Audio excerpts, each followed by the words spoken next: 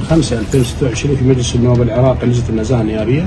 حقيقة تابعنا اليوم عمليات سرقة المال العام وتخريب البنى التحتية في مدينة السلام وسرقة الرمل والسبيس والطيل إلى آخره، حتى أصبحت مدينة السلام السكنية عبارة عن مقلع كبير.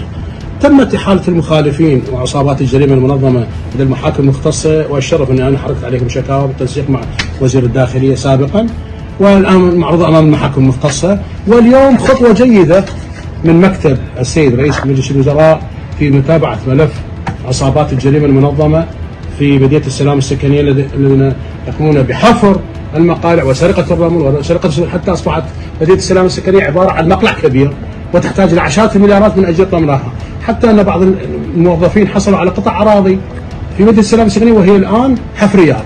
موضوع خطير جدا. على الأقل هي خطوة جيدة من مكتب رئيس الوزراء في متابعة هذا الملف وتوجيه الجهات الأمنية والجهات الخدمية للحد من التجاوزات الحاصلة، وإن شاء الله متابعة مستمرة للموضوع يتعلق بحل أزمة السكن. تحياتي وتقديري.